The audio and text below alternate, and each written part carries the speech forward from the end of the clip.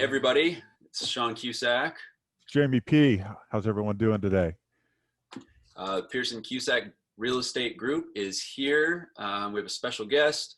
We've been trying to work this out for a while now. We're very excited to introduce Liwei Liao from the Joint Eatery in Sherman Oaks. How's it Yeah, going? So, great. Really excited to have you with us. It's great to see you. Same here. So I figure, why don't we just start out with maybe your background, a little bit of your background as a chef, just in general. We know that you're super into, smoked fish and all that. And kind of how did that evolve and start? Well, I'm a self-taught chef, so I pretty much grew up eating well for the most part, and I took on a real interest in making food, I guess, right? And at the same time, I also grew up fishing a lot. Oh, wow. Fishing was kind of like one of those, you know, um, major hobbies turned black rabbit hole, money pit. Those, some people have their cars, some people have their watches, some people have their, with me, it's, fishing. So it's one of those things where I grew up fishing, with my dad. I did it a lot myself and became pretty good at it. You catch a lot of fish. Yeah. Naturally, you like eating it. So you kind of develop that, I guess, mythology of, putting fish on the table from the ocean, from ocean to table. Right. So, and that's not just, catching it and cooking it. I think for me, we develop more of a process of how we hold fish, Interesting. because when you catch a lot, you may not, most of the time, you get home, you're tired, or you have so much fish, you can't eat it all at the same time. So you kind of like develop a way to, what's the best process of maintaining it in your cold storage, right? In its So that's kind of freshest how, state. yeah, yeah. So that's kind of how, like, I got interested in perhaps opening a seafood market slash restaurant. And I kind of, it's always been in my mind.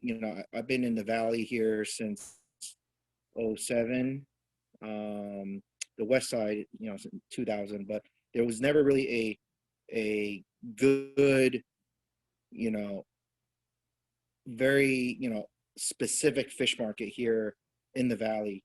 So, after like 3 or 4 years of just giving up, I kind of decided to just, hey, why don't I just open one up? Because even with fishing, it's very seasonal. You can't catch fish like, Yeah.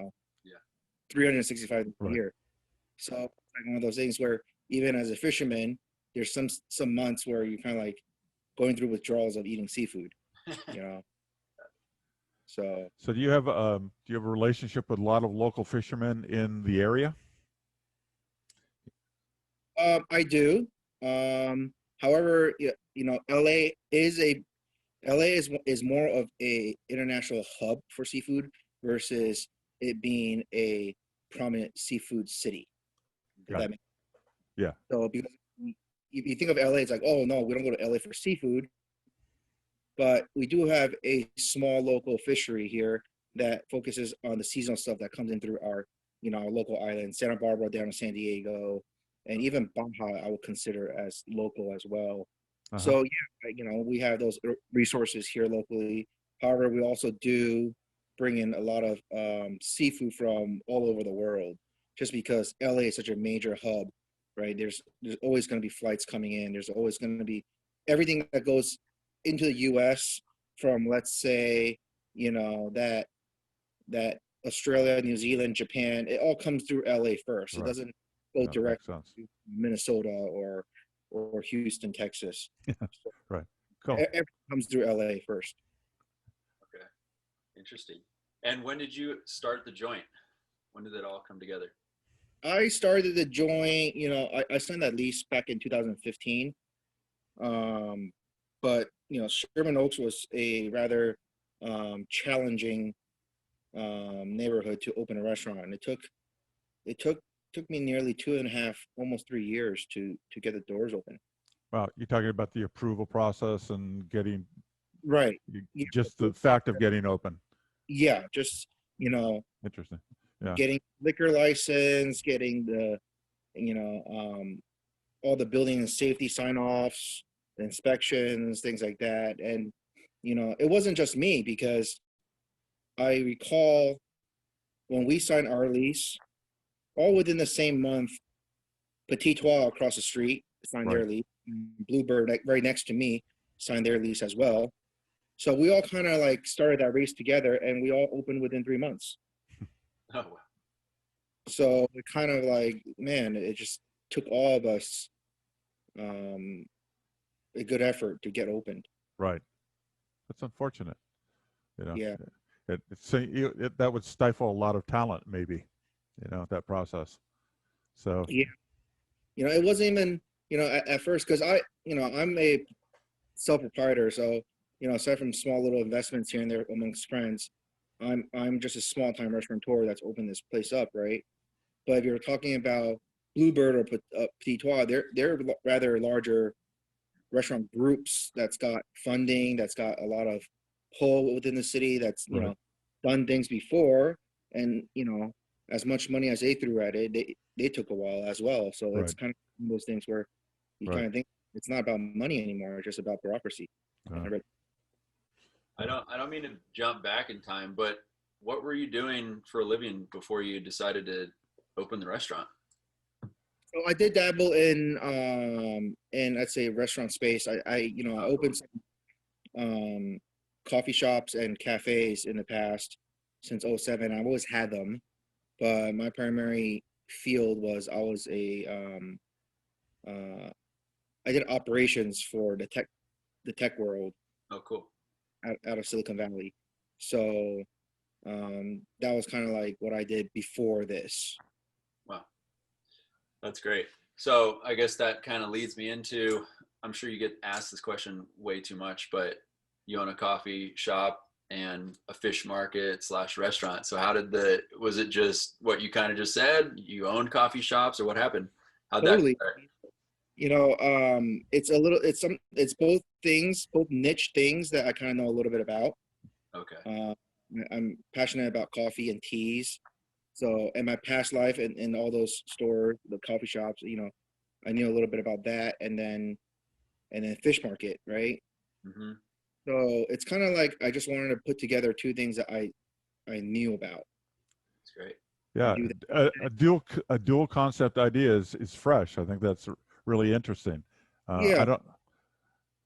and after looking at it carefully, you know, I kind of noticed that it's always been right under everyone's noses. You know, it really isn't all that No. um, far off, because I mean, coffee and seafood has always been together. We just never seen it. Like, look at Seattle. Seattle is Yeah. a prominent seafood town with coffee all over.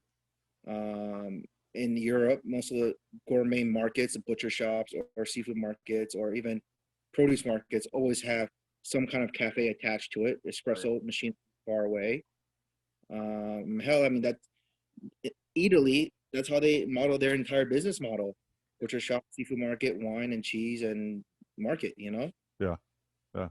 coffee. Yeah. So I think it's great. I mean, I love your spot.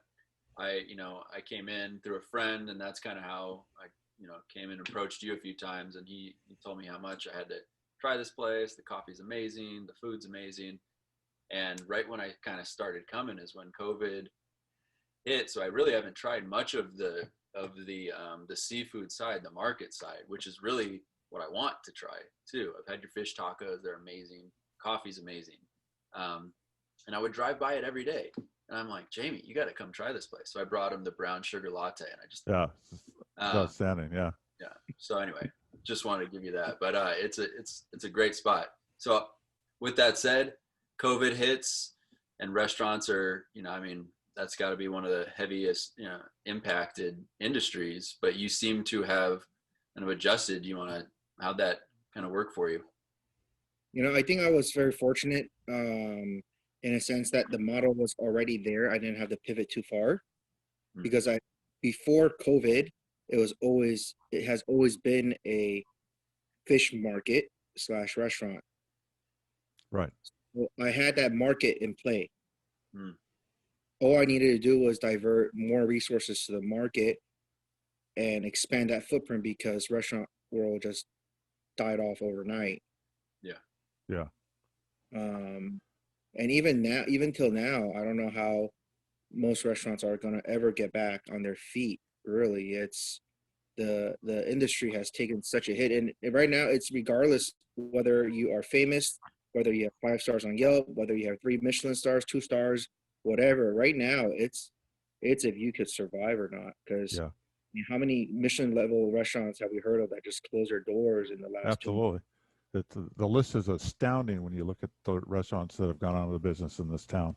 Um, Right. from mom and pop stores all the way, like you said, Michelin star restaurants. It's just, it's devastating.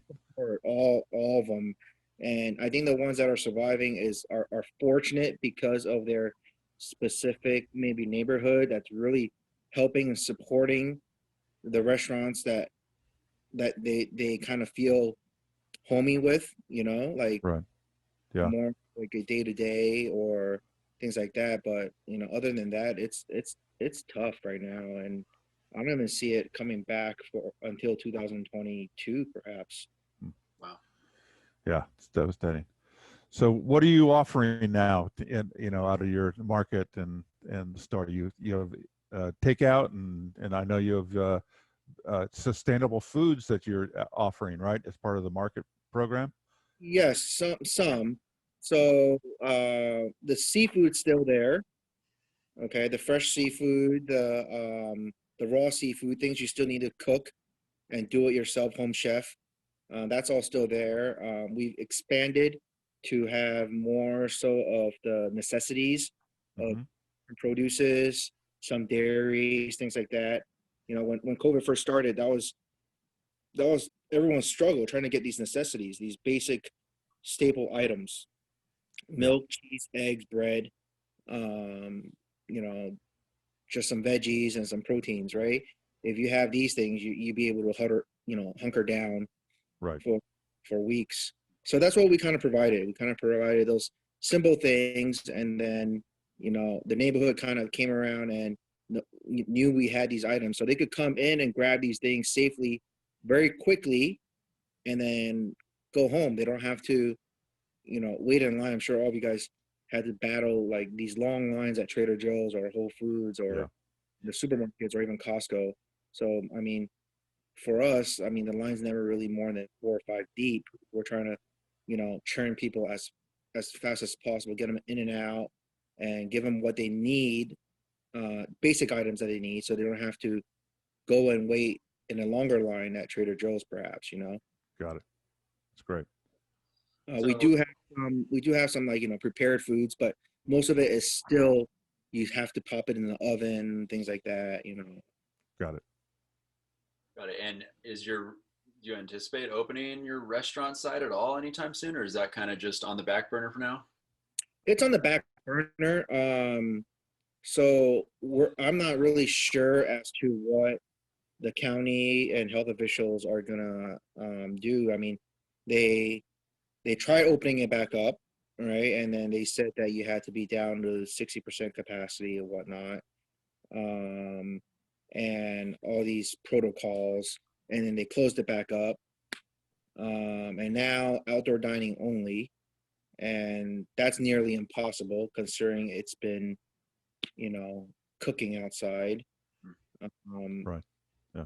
so, I mean, for a restaurant to really even break even, you have to turn tables, Yeah. right? You can fill tables and turn tables, Yeah. even for a restaurant just to break even. So, you know, I'm not sure if I want to allocate resources to that part of the business right now. Got it. I don't want to risk having to burn so much resources in trying to sustain something that won't even break even. Got it. Yeah. Well, it's our loss. It's definitely our loss. Uh, I have lots of friends that have come and dined with you and say it's an amazing seafood experience. So it's definitely a loss for the community. Well, I mean, we'll be back. I think it just wouldn't be anytime for sure, not in 2020, but perhaps early Yeah. 2021. We'll Yeah. see. We'll see how the virus pans out. We'll see. Most of the challenges that I see right now are people's mindsets, really, and how they perceive the virus and how they act in public, things like that. So Got it. I think people need to kind of change their mindset a little bit. Yeah. With the I'll call it an event, what you have coming up. You want to kind of talk a little bit about the pre-order that you're doing? Yeah. So aside from the fish market and coffee, we are still, all my guys and myself, we're still chefs at heart, right? And being kind of locked up with in shackles, not being able to cook for somebody for 6 months, it's kind of there's withdrawals in that one, right? We're itching to do something. So even throughout COVID, we kind of like snuck in here and there, like once a month or so, where we could just kind of like do something for fun, and put together either food to go, or and then we started doing these things called Chirashi bowls, which is basically a spread of fresh sashimi, served with some rice in a box, right? So we kind of were doing that as a very low key thing because we were just doing for fun. Right. We were like 20, 25, 30 per day, and that was it. And sometimes on our days off when we were technically closed and you had to find the back door, things like that. We weren't really making it very, very official. So, and then now I think that would be our first step in getting back into that restaurant mode, and announcing publicly that we do have these special events, special dinners that people can book to go. Great. Yeah. I saw some pictures on your website. It looked amazing. Oh, looked amazing. Yeah. And so we both follow you on Instagram, and follow your pages, and you post some great stuff, some great pictures, and always make me hungry. That's for sure. And you're really into like blades, knives, right? Yeah, so that's our tools, right? Yeah. Yeah, kind of like how like a track junkie, like a car guy would be really proud of his garage, all of his power tools, right? All of his wrenches Yeah. and yeah. So same thing. That's extension of our hand. That's awesome. There's some beautiful stuff you've showed.